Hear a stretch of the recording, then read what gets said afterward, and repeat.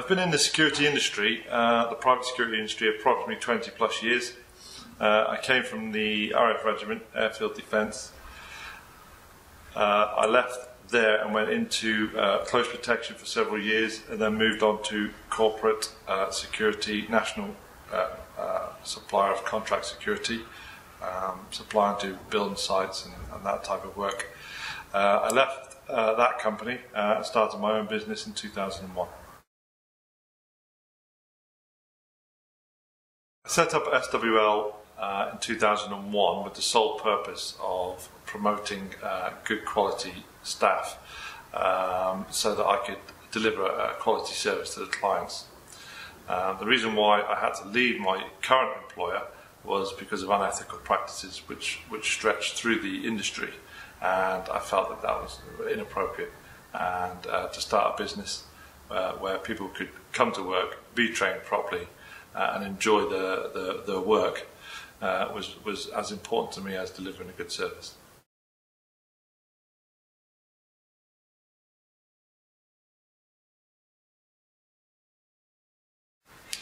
We had a funeral directors come to us. They'd had a problem for several years, 2 years to be exact, and it was to do with criminal damage to their vehicles. The issue that they had at that point was that they hadn't established who the offender was, and the police had been involved, and they couldn't identify the individual. They had not been able to catch him. The client was at that point desperate, because that week one of the vehicles was ready to go out with a chap in the back who had died and was going to a funeral, and the family were there, and all the tyres were going down on all the vehicles, and the client at that point had to then start ringing around, finding vehicles and changing it all over, and it all became very stressful to the family and very stressful to the client. So they called us in desperation, and we had a surveillance team that we could put in there within 2 to 3 days, fully equipped with cameras, etc. We had a 2-week operation. We had a 2-week operation where we put in the team, and we worked from the funeral directors, which we felt we'd been compromised almost from day one. Nothing was happening to the vehicles anymore, and we decided at that point to pull the team out and announce to the whole world that we were going. Sure enough, we went round the corner. We took an unmarked private ambulance with us that belonged to the funeral directors. The manager went with us, and what we decided to do at that point was to put one of our operators inside the disaster bag, which was in the back of the ambulance, and park that outside the funeral directors where most of the damage had been getting done. The rest of the surveillance team just kept eyes on. Several hours later, sure enough, an individual was seen to walk past the vehicle, bend slightly. There was movement on the vehicle, and the operatives followed him. We had established at that point that there was air coming out of one of the tyres, and we decided to do a stop and detain on this individual. And he was carrying a brattle, which is quite an offensive weapon if needed, but it's actually used for woodworking. The individual was detained. We called the police, and we established at that point on CCTV and all the hidden footage that he had bent over and stabbed the tyres. The police were happy with that evidence, which they used and moved forward for a criminal conviction for criminal damage, and an ASBO was brought against that individual. The client was happy because the damage had stopped on that day, and it was not to reoccur ever again. The individual had actually caused over 100 grams worth of damage in the 2 years that he was doing it, and a lot of stress. He was also doing damage to employees' cars, and they were leaving work at 5 o'clock at night, going down the motorway and turning a corner, and the steering had gone because the tyres had gone down.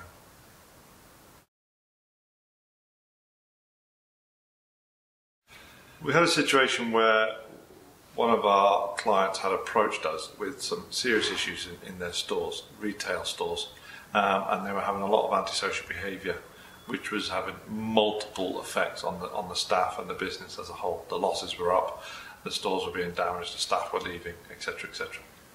And what the processes that we put in place were to put a team in across several stores in a region and directly target these offenders.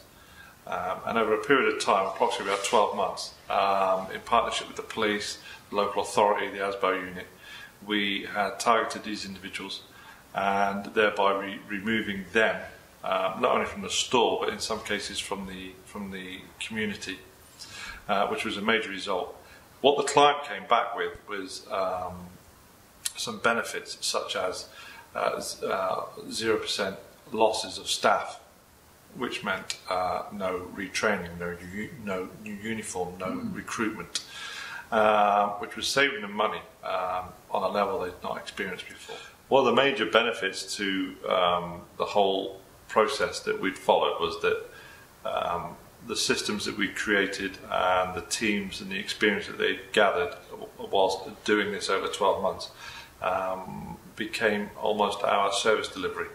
And what happens now is that we will put that into practice and it works every single time. The retail environment is a very, it's an eco environment, it's very sensitive, and if you get an antisocial behaviour problem in a store, it takes time to get rid of it, and it takes commitment and people that are prepared to enforce rules, laws, etc., etc. I spent a good number of years developing a business, with institutionalised best practice, make sure that the guards and the surveillance teams and the management team, everybody in that business bought into my views. Now, the effect of that is to ensure that I deliver a good service to businesses, and now I'm in a position where I can affect change. I can start to help people in society, neighbours, businesses in my local community.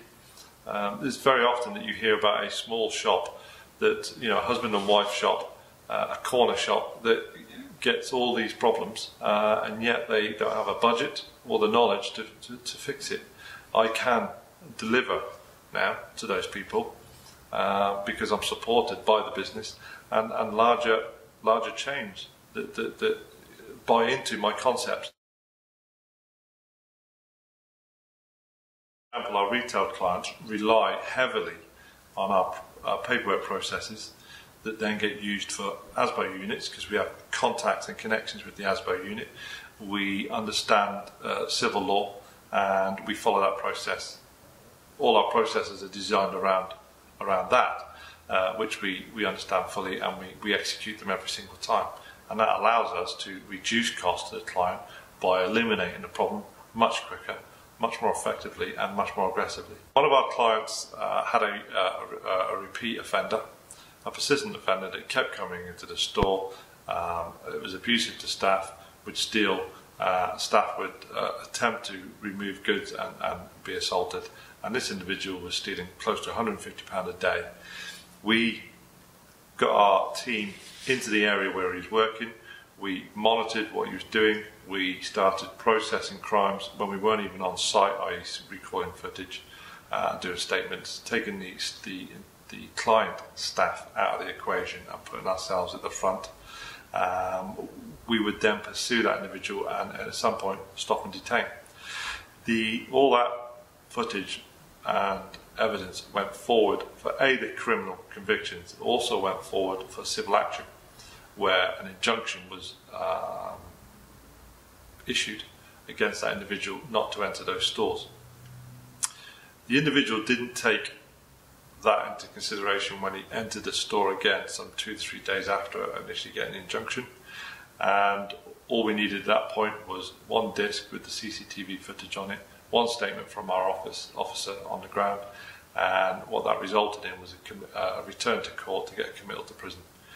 He spent 14 days in prison just for stepping into one of the stores that we were working in.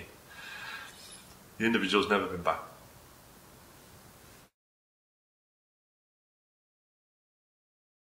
I'm extremely proud of the team that I currently have.